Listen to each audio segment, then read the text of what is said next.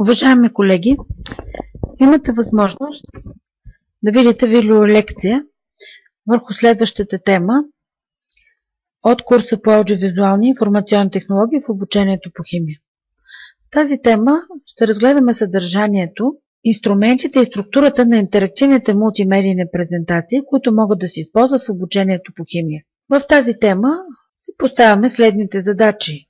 След като работите по темата, да можете да определяте основните съдържателни елементи на презентациите, да подбирате най-подходящи инструменти за тяхното представяне и да разработвате интерактивни мултимедийни презентации за ново учебно съдържание, които са част от вашата курсова работа. Както винаги, има и съответно план на тема. Както знаете, много често в медиите и от политически дейци, политически също стратегии, може да видите, че качеството на средното образование в голяма степен зависи от използването на компютърната техника в училище и затова училищата се снабдяват с изключително много технически апарати. От друга страна обаче, използването на техниката в училище изисква още нещо. Не само да има компютри, но да има учебни дидактически средства, пригодени за нашите учебни програми и за съдържанието, което те включват. Така реалното приложение на компютрите в училище за подпомагане на дейността на учениците и учителите и на тяхното взаимодействие изисква не само компютри, но и добри дидактически средства. Когато се използват такива и апарати и добри дидактически средства, наистина ще може да се повиши качеството на средното образование. Какви са проблемите? Проблема е как да се използва компютъра в условията на класно-урочната организация на обучението, която е много по-различна от това, което предполага компютъра. Компютър е за самостоятелна работа на всеки един от нас, а от друга страна работата в училище е групова в класно-урочна организация на обучението. И още един въпрос стои. Какви учебни дидактически средства да се използват? Много често учителите прибягват до компютърните мултимедийни презентации или различни техни разновидности. Защо? Защото позволяват различна организация на дейността – фронтална, групова или индивидуална. Също така могат да се създават от учителя самостоятелно, от екип учител и ученици, тогава когато учениците имат желание, или само от екип от ученици.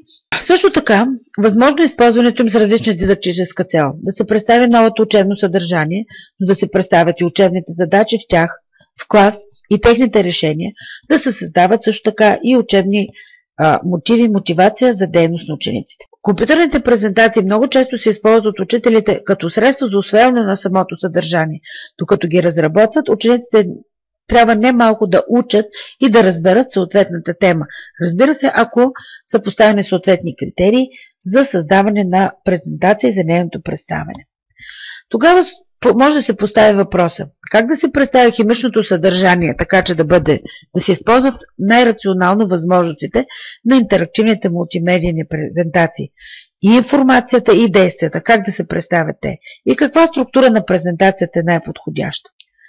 Така, за да потърсим особеностите и характеристиките на компютърните мултимедийни презентации, може да свържем техните функции като средство за представяне на съдържанието при взаимодействието на учителя и учениците в тяхната дейност и може да потърсим и връзката на тези функции с инструментите, които предоставят мултимедийните презентации.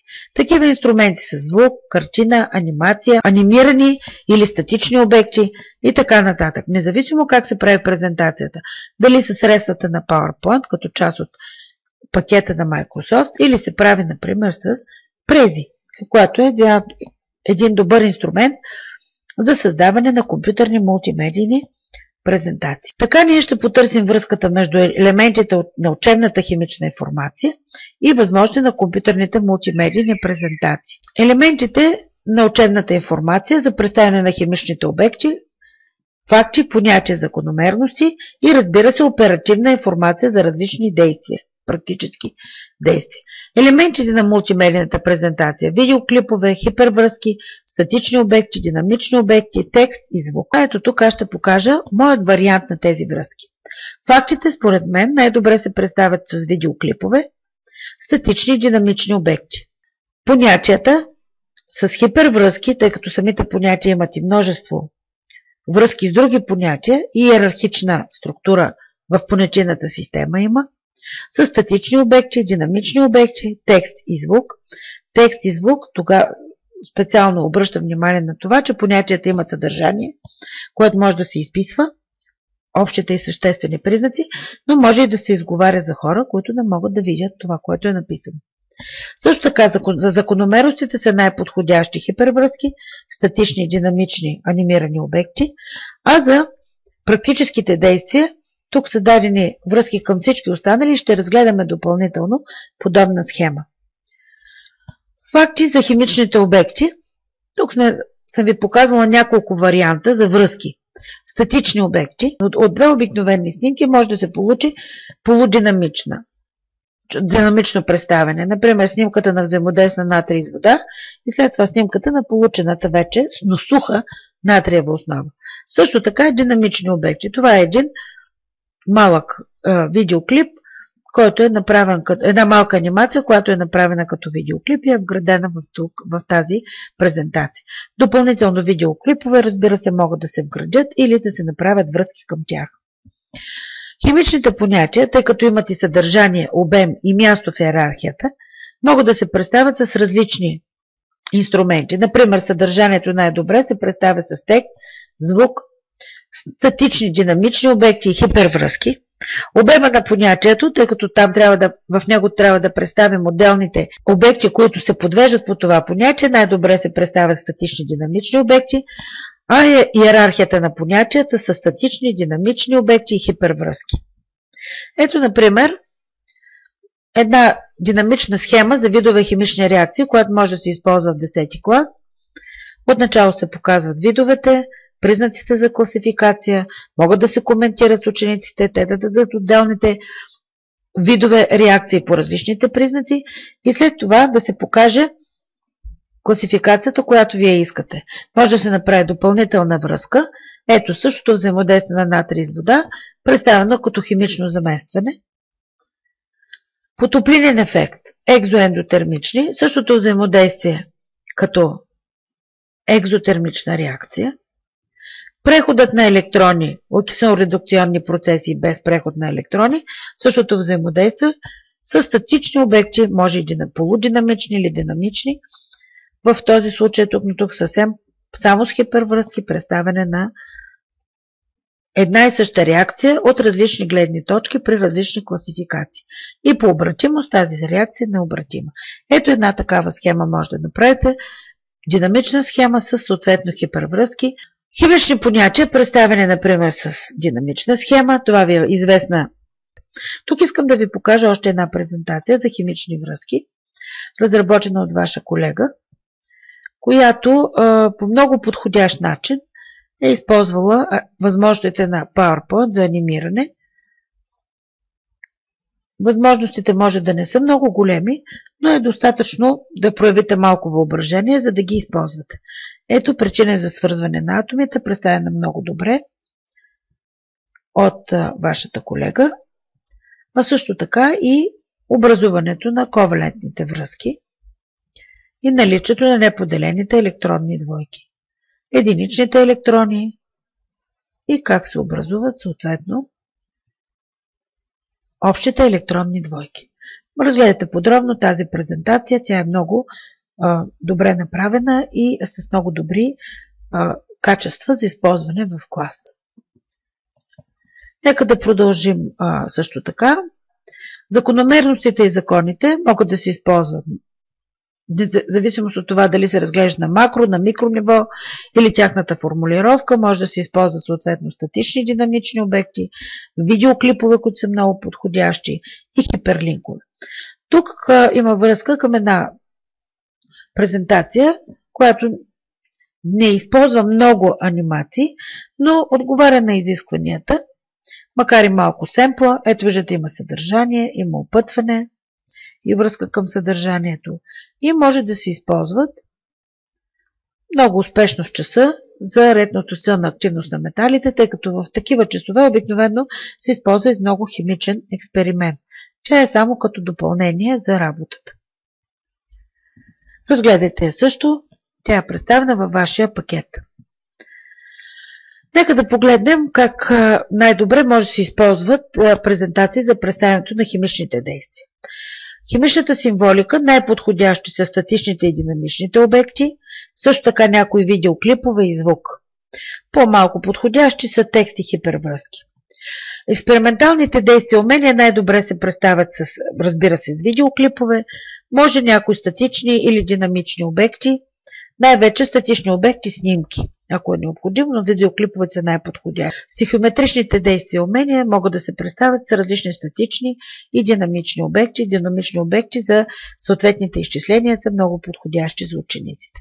Тук е представен един вариант на полудинамичен обект за представяне на алгоритъм за съставяне на химични формули, какъвто и вие ще правите във вашите упражнения. А тук втори вариант, динамичен изцяло. Един недостатък има тук, че сярата и кислорода оставят безвалентност в това съединение. Би трябвало тук само да се дублират съответно шестицата и двойката. Нарочно съм ги оставила, за да мога да коментирам с вас този въпрос. Каква структура могат да имат компютърните мултимедийни презентации? Макроструктурата им определя последователността от слайдове или кадри, които ще имате. Може да имат линейна структура, тогава на пръв поглед не е необходимо съдържание, въпреки че е добре да се знае къде започва и къде свършва дадена част от дадена тема. Хубаво е да могат да имат разклонена структура на определени слайдове, да се правят допълнителни връзки и възлови моменти, във възлови моменти да се правят допълнително разклонения. Така в програмата, която имате втора група на периодичната система, има такива многократни разклонения между слайдовете. Може да бъде и ветрилообразно от отделните слайдове да се подбират от съдържанието на презентацията или групи слайдове. Също така. Тук имате връзка към програмата задача върху химична връзка. Там може да видите такава ветрилообразна структура, но върху задачи. Програмата е направена в HTML и всъщност отговаря на последната част от вашата курсова работа. Може да я разгледате, аз сега няма да я коментирам. Микроструктурата на самата презентация е свързана с подреждането и появяването на отделните обекти или връзките между отделните обекти в даден слайд. Много е важно това подреждане и появяване да е съобразено с логиката на самата химия, с правилата в нея, а също така и да са съобразени с някои методически особености.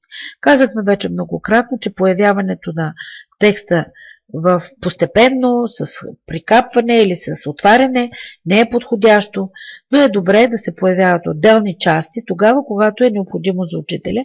Представянето на целия слайд изведнъж е добре тогава, когато ще се коментира целия слайд.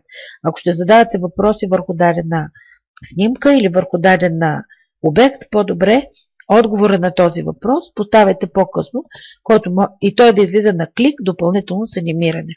Естествено, това появяване би трябвало да се свърже и с мисленето на учениците. В 7-8 клас то е по-конкретно. Отделните обекти по-добре да се отделят един от друг и да излизат отделно на клик върху слайда. При по-големите ученици обектите могат да излизат едновременно и да се коментира тяхната връзка. Самите ученици имат по-развито формално мислене. Благодаря ви за вниманието.